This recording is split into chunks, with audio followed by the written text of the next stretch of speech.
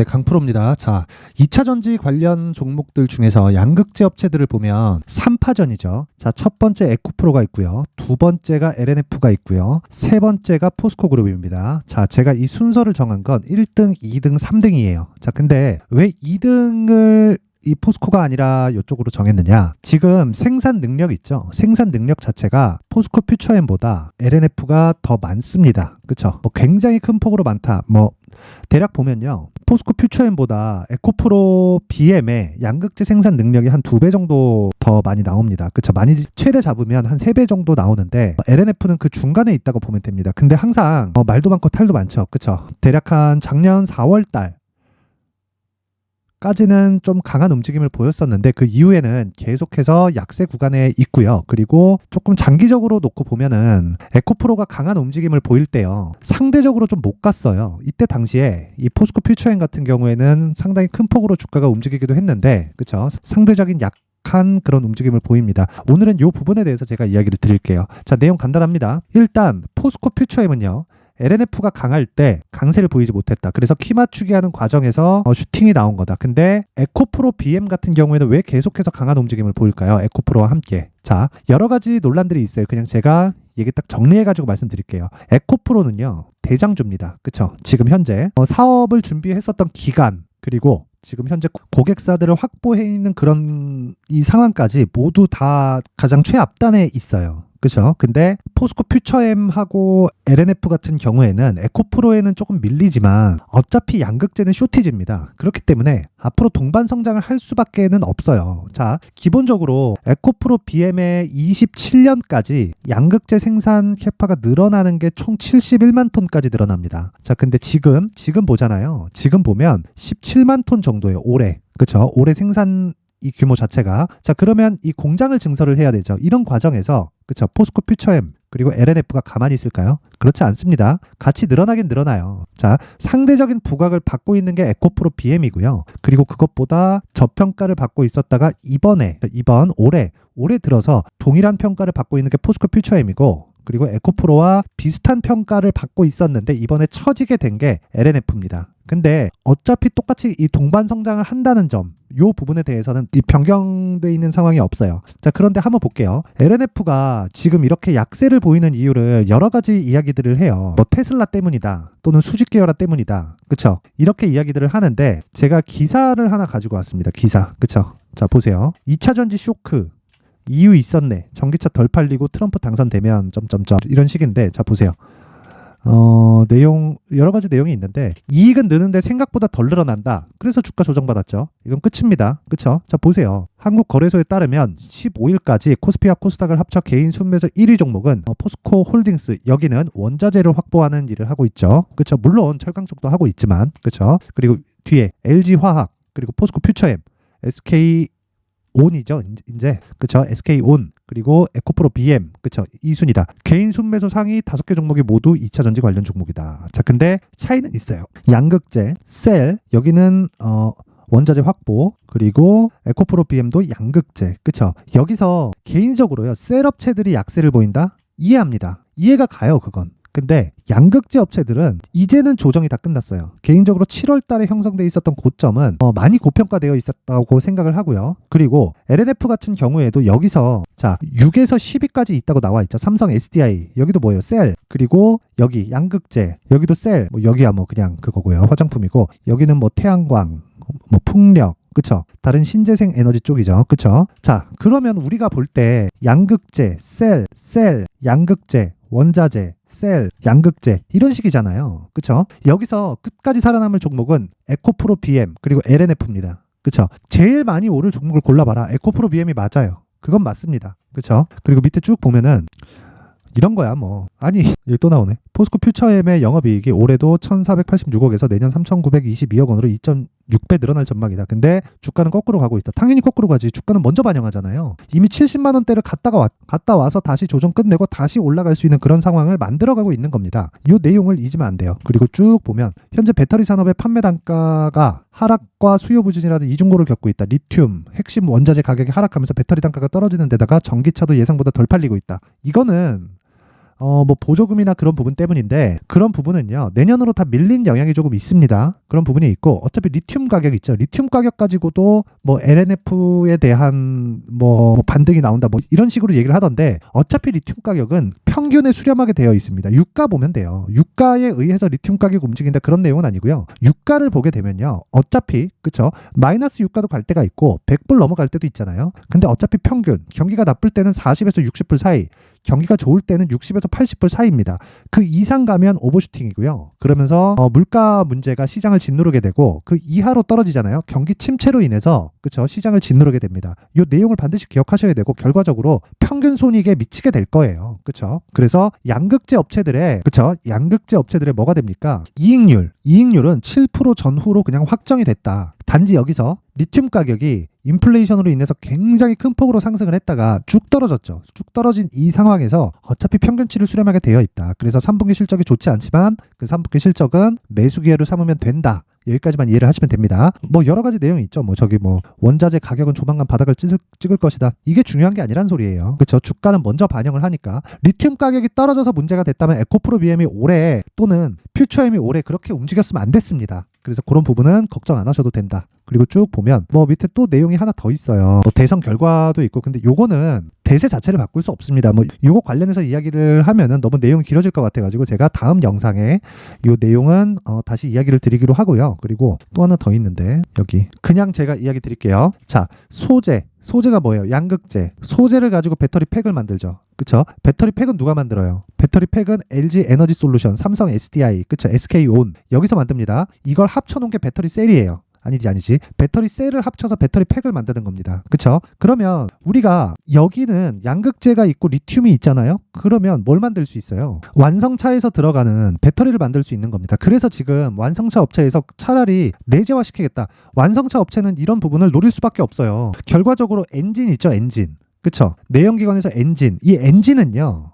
뭐가 되냐면 지금 나오는 모터하고 배터리의 합입니다. 자, 그러면 생각해 보세요. 원래 내연기관 시절에는 완성차 업체에서 엔진을 직접 제조를 했단 말이에요. 당연히 욕심을 부릴만 합니다. 근데 양극재까지 오기에는 문제가 된다. 그래서 어쩔 수 없이 소재 쪽으로 갈수록, 즉 밑으로 내려가면 내려갈수록 이익이 더 커질 수밖에 없고 다방면으로 거래를 할 수밖에 없습니다. 이 내용을 반드시 기억을 하셔야 돼요. 근데 그런 과정에서 LNF 같은 경우에는 문제가 수직 계열화가 아직 조금 부족하다는 점, 그리고 테슬라가 너무 이 마진에 압박을 준다는 점, 이런 부분들이 있는데 그런 부분까지도 이미 적용이 끝났습니다. 그리고 리튬 가격에 대해서는 아까 전에 말씀드렸죠. 어차피 평균치에 수렴하게 되어 있다. 그래서 지금이 그쵸 바닥 구간에서의 이 움직임이 다시 나오고 있는 거다. 그러면 이 바닥에서 우리가 매수 구간을 잡아야 되지 여기서 팔고 에코프로 BM으로 간다? 그러면 안 됩니다. 그쵸? 에코프로 BM을 내가 다른 돈으로 매수하는 거는 괜찮아요. 그래서 LNF와 에코프로 BM을 같이 보유하는 것 이건 나쁘지 않다. 근데 LNF를 팔아서 에코프로 BM을 간다? 아니면 또는 여기까지 내가 보유해 왔는데 여기서 팔고 다른 쪽으로 간다? 그러면 이중으로 손실을 볼 수 있는 위험이 있습니다. 그래서 지금은 얼마에 사야 되는지가 가장 중요하다. 자, 그래서 얼마에 사야 되는지 그 내용을 말씀드리기 전에 제가 오늘 소통방에서 대박 수익률이 어떻게 진행이 됐는지 그 부분을 이야기를 드리겠습니다. 자, 일단 여기 소통방은 무료로 진행을 하고 있고요. 현재 500분이서 함께하고 있습니다. 그쵸? 480명 지금 있죠. 근데 항상 신고가 매매만을 진행을 하고요. 그 신고가 종목만을 진행했을 때 스윙급의 종목을 계속해서 진행을 합니다. 그리고 스윙은 짧게는 3일에서 일주일, 그리고 좀 길게는 대략 한 2주 정도를 보유를 하는데 대략이 아니라 2주, 최종 보유 기간은 2주가 확정이고 2주 구간을 보유했을 때 시세가 강하게 진행이 되는 이런 상황이 나온다면 3개월까지 끌고 가서 시세가 끝까지 보는 상황을 맞이한다. 근데 고가를 잡는 게 아니라 떨어지는 걸 확인하고 매수를 합니다. 그래서 무조건 신고가 구간만을 공략을 합니다. 이 부분을 반드시 기억하자. 그렇죠. 그리고 이 구간에서는 무조건 시장에 대한 부분이 포함되기 때문에 그 시장에 대한 부분을 포함시켜서 봤을 때 우리는 한 가지 내용으로 이해를 할 수 있는데 그 한 가지 내용은 신고가 이후에 시세가 발생한다는 겁니다. 자, 신고가 종목을 공략했을 때 오늘 어떻게 됩니까? 12월 18일 LS 머트리얼즈 그쵸? 8시 50분 장 시작 전에 나갔고 그리고 여기 밑에 쭉 내려보면 자 에코프로 오늘 8% 상승 마감이 됐습니다. 보합권 출발해서 8시 53분 장 시작 전에 나갔죠. 자, 내용 한번 확인해 보겠습니다. LS 머트리얼즈 그쵸? 오늘 상한가 마감이 됐는데 오늘 하루에 20% 이상 수익 실현에 성공을 했습니다. 그쵸? 상한가 들어갔고요. 근데 이 종목을 제가 언제부터 주목하기 시작했느냐? 여기입니다. 요날 하락한 요날 내용을 보면 종가 4% 하락해서 마감이 됐어요. 근데 시가부터 따지잖아요. 20% 이상 빠진 날입니다. 근데 이날 정확하게 제가 이야기를 드린 내용을 확인시켜 드리겠습니다. 자, 쭉 보면 12월 14일 그쵸? LS 머트리얼즈 3만원에 마감이 됐고 오늘 종가가 39,900원입니다. 자, 정확하게 제가 이야기를 드리죠. 장중에 2시 38분에 상장 이후 변동성 터졌다. 비싸긴 하지만 단기 변동성은 크다. 단기 공략 가능. 가격 잡히면 신호 나가겠다. 자, LS 머트리얼즈 추적 딱 이야기하고 나서 여기 금요일날 빼고 쭉 보면 이렇게입니다. 12월 18일 오늘이죠. LS 머트리얼즈 딱 시가의 공략 해서 20% 수익, 상한가니까 보유. 그쵸? 내일 갭 떨어지는 거 확인하고 매수에 매도 구간 잡아도 되고 아니면 시가에 걸어도 충분히 한 30% 정도의 수익은 확보가 된다. 이렇게 매매를 들어가는 종목마다 이런 매매를 할 수는 없어요. 하지만 이런 매매의 기준이 되는 건 무조건 신고가 종목입니다. 그리고 신고가 종목을 내가 100% 이해를 했을 때 LS 머트리얼즈 뿐만이 아니라 자 12월 14일 에코프로 머티, 에코프로 BM도 오늘 강했습니다. 에코프로 머티 볼게요. 자 금요일날 요 날이에요. 요 날 12월 14일 그쵸? 요 날은 보합권은 끝났고 스윙이라 그랬죠? 이달 20% 금요일입니다. 그리고 오늘 26% 그쵸? 시세가 나오고 있기 때문에 굳이 매도할 필요 없죠. 떨어지면 종가에 그냥 매도하면 됩니다. 아니면 내일 확인하고 매도해도 문제없다. 왜? 20%짜리 수익이 확보됐기 때문에. 내가 얼마를 더 먹겠다고 더 높게 팔려고 노력을 하거나 그러지 말란 이야기입니다. 그쵸? 이게 신고가를 이해하는 방법이다. 그래서 신고가를 이해했을 때 내가 시장의 주도주를 잡을 수 있고요.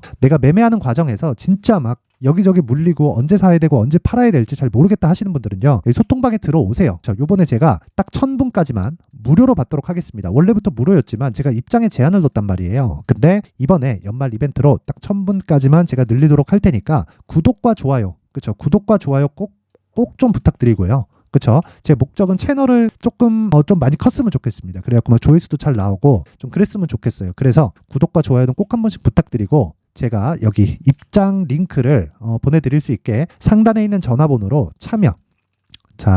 참여라고 문자를 보내주시는 분들을 한해서만 제가 소통방 입장 링크를 순차적으로 공유를 해드리도록 하겠습니다. 자, 항상 시청해주셔서 감사드리지만 이번에 이벤트에서 꼭 들어와서 신고가 매매 배우세요. 그쵸? 공부해야 됩니다. 공부 안 하면 신고가 매매는 진짜 어려워요. 진짜 어렵습니다. 시세가 빠르기 때문에. 근데 언제 나간다? 여기 장중 여유롭게 나가거나 장 시작 전 바로 시가에 잡을 수 있는 가격이 나간다. 여기까지만 이해를 하시면 됩니다. 그쵸? 신고가 반드시 배워야 되고 자, 다시 LNF로 돌아와서 보면요. 요 내용입니다. 어차피 지금 바닥은 짚혀 나왔다. 근데 안 좋았었던 내용들 있죠. 리튬 가격, 그리고 뭐 테슬라 관련된 이야기, 그리고 또 뭐 있습니까? 수직 계열화가 조금 덜 된 부분, 이런 부분들이 이미 35만 원에서 그쵸? 13만 원 어디까지 빠졌어요? 60% 70% 정도 하락했기 때문에 지금 가격에서는 바닥을 짚고 올라오는 첫 번째 구간입니다. 올라가면서 매물이 나올 거예요. 이런 구간을 내가 편안하게 보내려면 이 구간에서 얼마에 잡아야 되는지 그리고 2주 안에 나올 수 있는 가격대를 어떻게 잡아야 되는지 기술적인 내용이 필요하다. 전체적인 그림 자체는요. 다 그려졌어요. 어차피 한국에서 그쵸? 양극재 생산 기준에서 2등입니다. 이 부분은 뭐 포스코 퓨처엠이 미치지 않는 이상 뭐 바뀌지는 않을 거예요. 그리고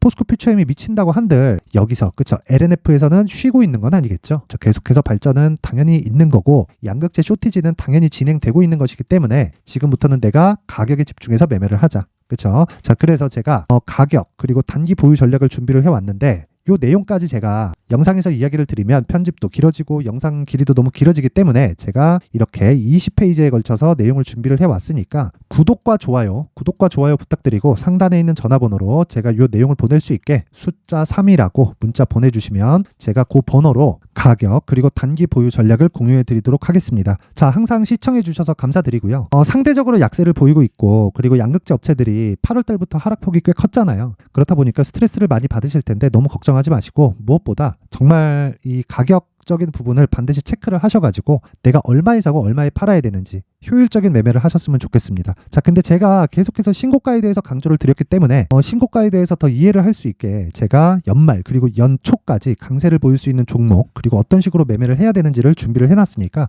영상 끝까지 시청하시고요. 모든 분들이 성공 투자하셨으면 좋겠습니다. 네, 올 한 해를 뒤돌아보니까 구간별로 큰 수익이 나왔었던 종목들이 꽤 많이 보입니다. 1월 달에는 AI 관련주들이 있었고요. 그리고 2월 달부터는 2차 전지가 계속해서 강세를 보였죠.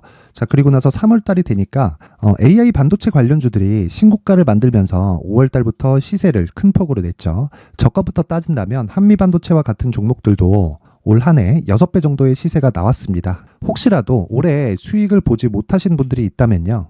어떻게 시세가 움직이는지 반드시 익혀 놓으셔야 되고요. 만약에 그런 부분이 아직 준비가 되어 있지 않다면 어중간한 종목들 사고팔고 하지 마시고요. 딱 한 종목에 비중을 제대로 넣어서 확실하게 수익을 보는 방법이 필요합니다. 자, 그래서 제가 23년 12월 달 강프로의 대시세 종목을 준비를 해왔고요. 이 종목은 대기업을 상대로 안정적인 매출 구조를 갖추고 있는 데다가 이 규모가 40%를 넘나들고요. 호황기 때는 50%를 넘나드는 역대급인 이익 구조를 갖추고 있어서 대체 불가능한 기업이라고 보셔야 됩니다. 자, 지금 현재 주요 거래처는요. 삼성전자, 인텔, 하이닉스, TSMC, 엔비디아까지 모든 반도체 업체를 고객사로 확보하고 있는 상황이고요.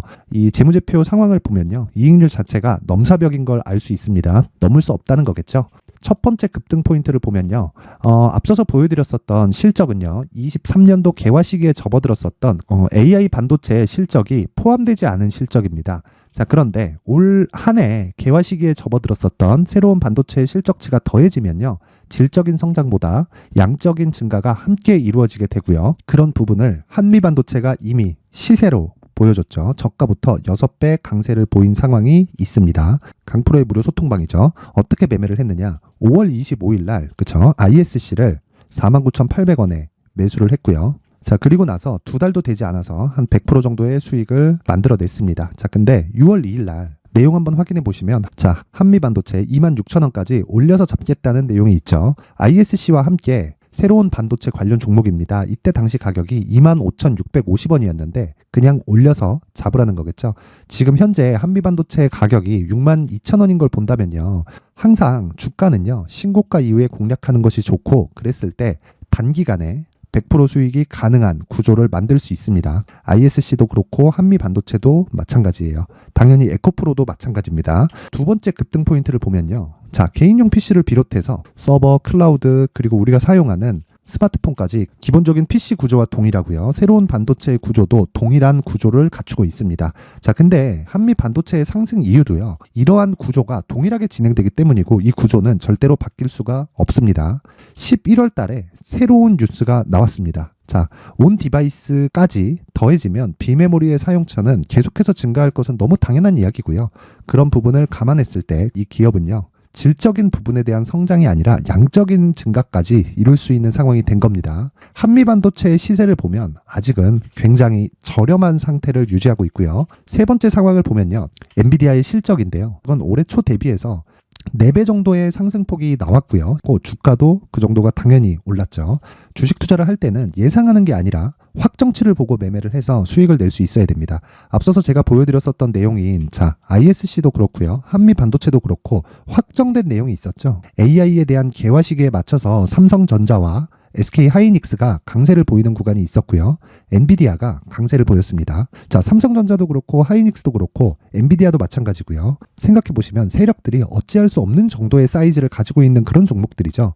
그렇기 때문에 제가 계속해서 이야기를 드리는 겁니다. 확인하는 데는 확정치가 필요하다고요. 엔비디아 실적만큼 확실한 재료가 있을까요? 엔비디아의 실적의 증가세는요. 앞으로 다가올 AI 반도체의 수요 증가가 있을 수밖에 없다는 거고 그리고 그에 맞춰서 단가는 폭증하고 있는 상황인 게 엔비디아의 실적을 보면 알 수 있고요. 그리고 삼성전자와 SK 하이닉스로 연결이 되고요. 그래서 한미반도체가 올라온 그런 상황입니다. 한미반도체만큼 추가적으로 상승할 수 있는 종목이 있다는 게 하이닉스를 포함해서 삼성전자의 시세 그리고 엔비디아의 실적을 보면 알 수 있고요. 그래서 준비한 4분기 대시세 종목 내년 초까지 강세를 보일 수 있는 종목을 준비를 해왔습니다. 어렵게 생각하지 마시고요. 기본적으로 신고가 구간에 있는 종목이기 때문에 하락에 대한 저항성은 충분히 갖춰져 있는 종목이고 이미 시세가 시작이 됐습니다. 자, 무엇보다 중요한 건 얼마에 사는 걸 텐데 제가 그런 부분까지 상세하게 준비를 해놨으니까 영상 상단에 있는 전화번호로 대시세라고 문자를 보내주시는 분들에 한해서만 무료로 공개를 하도록 하겠습니다. 매매하는 과정에서 수익이 잘 안 난다 하시는 분들은 이 종목 딱 받아가서 큰 수익 내셨으면 좋겠습니다.